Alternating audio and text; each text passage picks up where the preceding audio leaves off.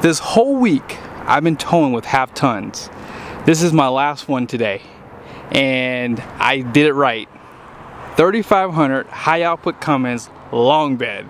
Don't get any better than this. And how much you want to bet? A lot of guys who have the 2024 and earlier trucks are talking trash. They don't want that 8-speed mess. They want to keep with this Aisin transmission, right? So you guys see the numbers on the door here. 12.3 GBWR, 7,000 pound axle rating out back. We have more than enough capacity. Big payload, 3,892 pounds. And guess what? I got an exhaust brake, my goodness, a real one at that. Class 5 hitch, and it's just easy. This is how you want to tow. If you're looking to tow a 28-foot, 9,500 pound trailer, sure, some half tons have towing capacities like over 12,000 pounds. But when you consider them axles in the rear and gross combined weight rating, you'll exceed those numbers pretty easily, just simply because of how heavy these trailers can get. Let me show you what I did on the inside. Whenever I use HD trucks, I always put the weight on the front because I want more tongue weight. These trucks have overbuilt frames, suspension, and so it can handle it. So this is about 9,500 pounds, as I said. I figured 10,000 rounded off. And like I said, the tongue weight's probably closer to 13, 14 now with these tires on the front. One last thing. This truck did squat 2.13 inches. It's a weird number, I know, but that's what I got. 2.13 inches. And does it look like it's squatting? Not at all. Just leveled out.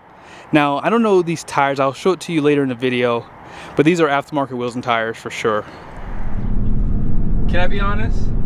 I haven't been inside of an older Ram truck, even though this isn't old, but this infotainment is old, and I don't even know how to use it anymore. I literally forgot how to use this. I've had this for 4 years basically, and I forgot that quickly. Crazy. But I figured out I had to set up the trailer brake, and that was it. But yeah, you do have the blind spot monitoring, and golly, man, I tell you, like, all my friends who don't want to buy HDs, whenever I jump inside of this truck, or even my truck, for example, when I go home, after just towing with half tons, it's a no-brainer for me. Like, this is gonna be a quick test.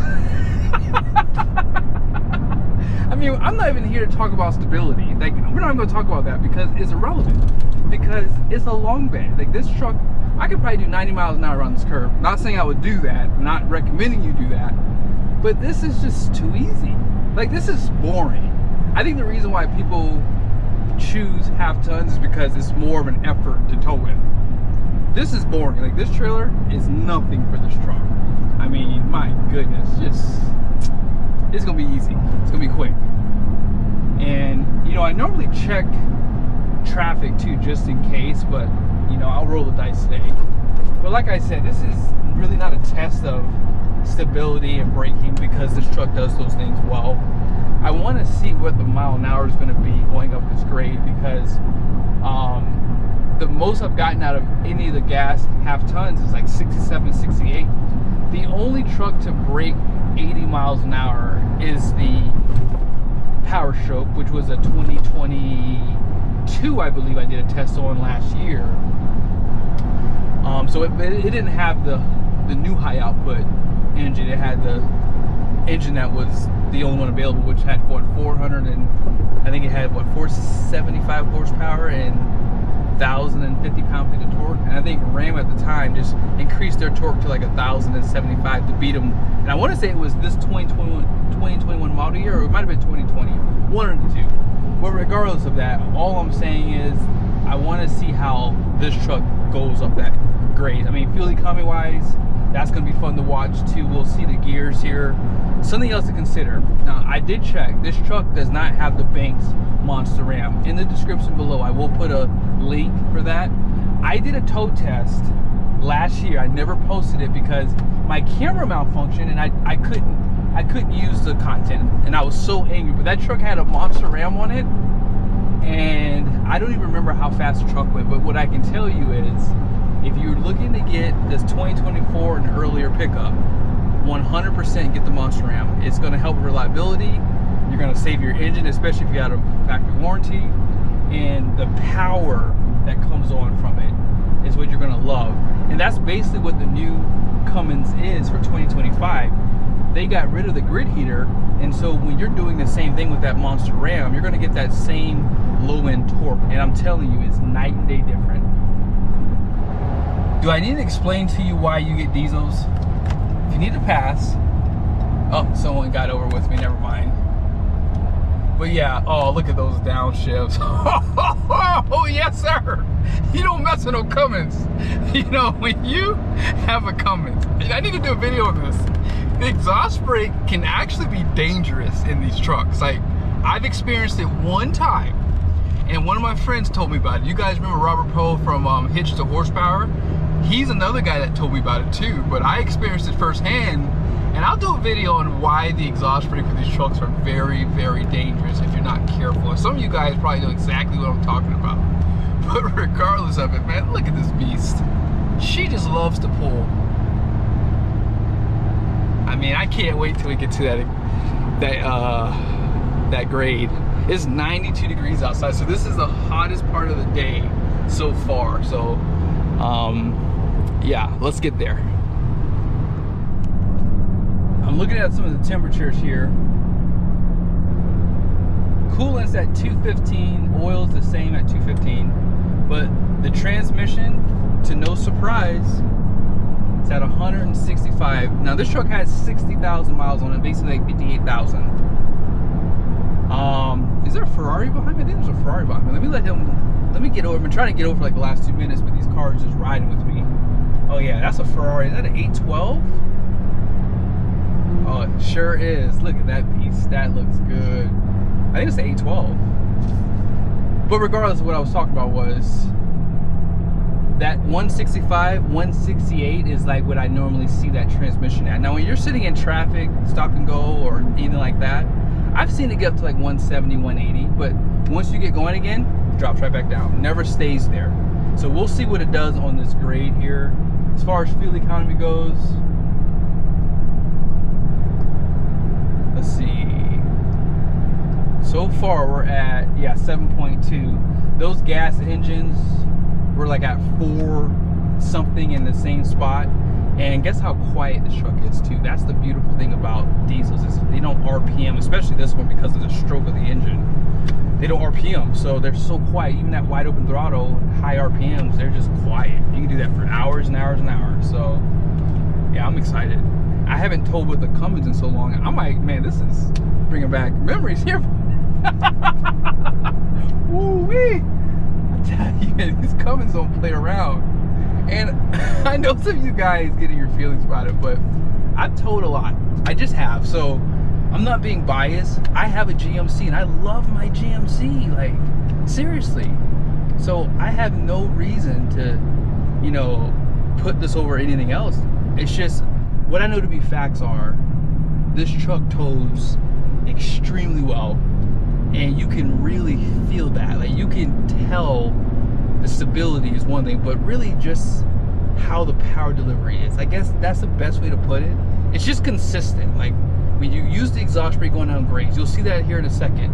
That's why you buy a Cummins. And they're not the fastest. This truck will not win any races. Even hooked up to a trailer, it ain't gonna win. But what you will win is being able to stop your trailer. If I had an open trailer like this with 4 cars on it and it was 5,000 or 6,000 pounds more, it's possible that truck and trailer could go up this grade I'm about to go up faster, simply because it's an open car trailer. But this is a sail, so you'll see we may not hit 80 miles an hour with this truck. I hope we hit at least 78, because then it could beat out some of the GM Duramaxes. But yeah, this truck is not the fastest, so that's what I want to see. So when the time comes for me to get a 8-speed, you guys will be able to see that side by side, okay? And that's why I'm doing this test, really to set the baseline for when I get the 8-speed, because I'm sure I'll get one this year, hopefully in the summertime when it's hot. That way it's a nice comparison between the trucks. We should be at the grade in about 5 minutes, and I'll show you guys the mile an hour. Now these are some Firestone Winter Force LTs. Interesting tire. So it's going to be a 275/70 18, and 3,640 pounds of capacity per tire at 80 psi cold. Not my favorite style wheel, by the way. I probably would not choose these at all. Everybody was complaining about the Aisin, so Ram updated it. Actually didn't update it, they switched it to the ZF. Now 8-speed and high output is standard, which is a good thing, but hey, 420 horsepower, 1,075 pound-feet of torque is what this one puts out. 6-speed transmission. Let's see how it pulls. Alright, we're at 6.9 mpgs at the start and 6,100 feet altitude. Oh my goodness, we are high, high, high. Are you guys ready? So here we go. I'm gonna drop down to about 45-ish. And 3, 2, 1, go.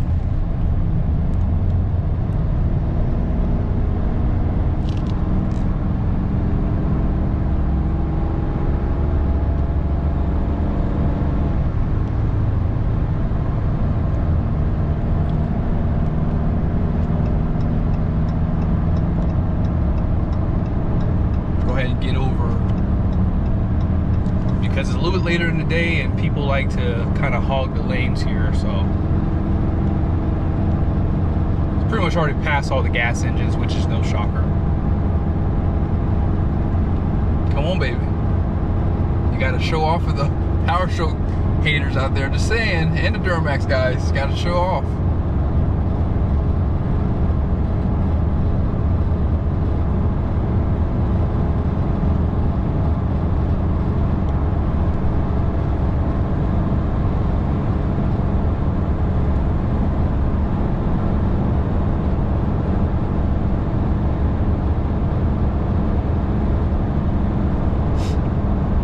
So far, so good though.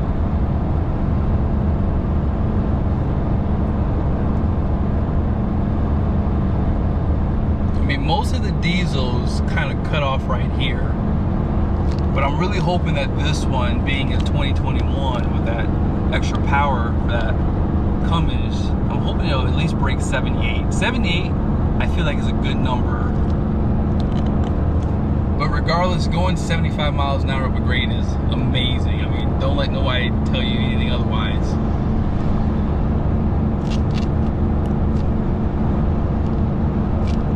'76, come on.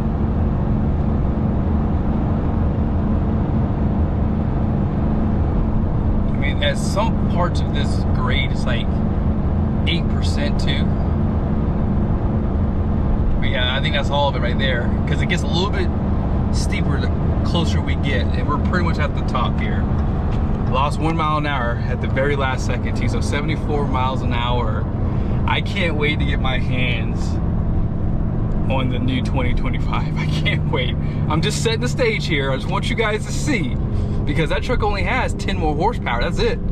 But the 8-speed should keep it in the broadband a little bit better. The steps are a little bit closer, just a little bit. Gears are a little bit deeper. Something to look forward to, just saying. Not bad. I've seen 200 degrees today on this rear axle, so 172, really good.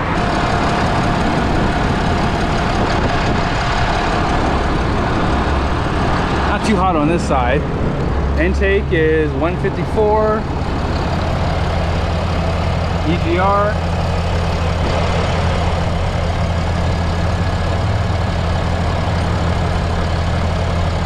Not too bad, about 400 degrees. And like I said in the last video, I want to try to start showing some of the temperatures on this too. So I like to see 50 degrees from this point.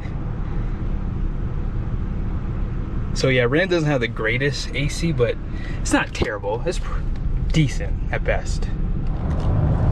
Completely forgot to show you guys the temperatures, but yeah, you see that?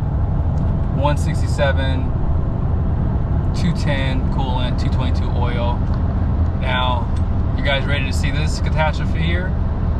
I mean, I'm not even doing anything right now, but it's just, I think it understands that we're at a different pitch. So it just starts to maintain the speed. I mean, it's just, let me see if I can, here, let me see. want to make it harder for this truck. Let's see. It's in 6th gear.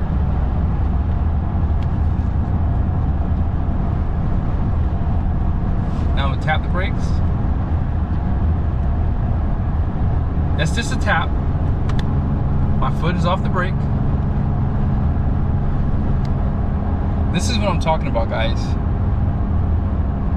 This is what I'm talking about. I don't have to make up any excuses. Again, not saying that GM and Ford suck. They're saying that consistency is what this truck gives you. I don't have to use a manual mode like on my truck. I use a manual mode on my GMC and it's really strong then. But with this one, it's just put the exhaust brake on, and then this has dual stage. If I put it on automatic and tap the brakes, it'll be more responsive. For example, it's at 6th gear, I'm just gonna tap the brake. It's gonna get even stronger. Look at this. I'm not using any brakes, I'm just tapping them. That's it. It's slowing the truck down. And this is probably the better way to go in a lot of different circumstances to have auto, because you could lose fuel economy using full exhaust brakes. So just keep that in mind. I figure you guys want to see the horsepower. That's how you know how strong this exhaust brake is.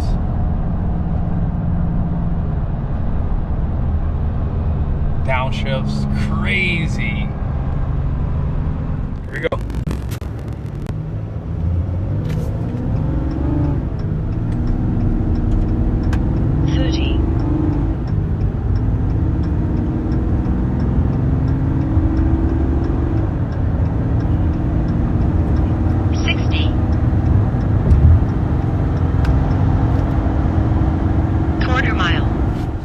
Nine and a half mpgs, 39 minutes of a drive.